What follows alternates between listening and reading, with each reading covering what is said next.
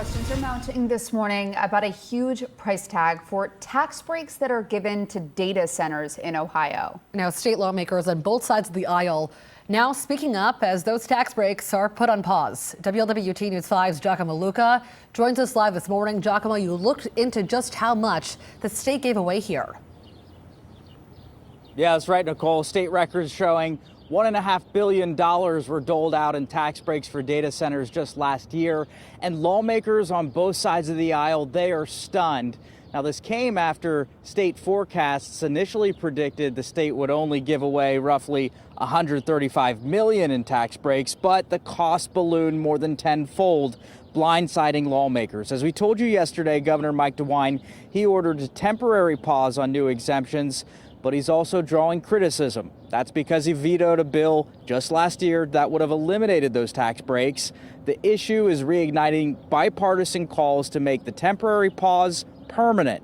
But leaders in the industry also argue they've invested tens of billions of dollars in the state, and they say those tax breaks are keeping Ohio competitive. And while I understand that there's concern about the overall amount that has come out, it's important to remember that those transactions would not have been there otherwise.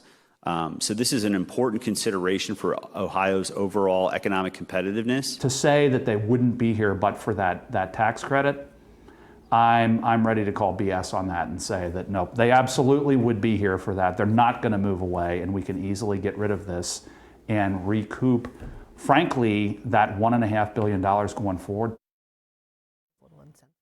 Now, in a statement, Governor DeWine said he believes it's appropriate to pause new data center tax exemptions while the full impact of data center growth is being studied in Ohio. Lawmakers could still move later this year to override the governor's veto. There's also a standalone bill in the Senate that would get rid of those tax breaks, but it's unclear if lawmakers will take up a vote. We're live this morning. Giacomo Luca, WLWT News 5.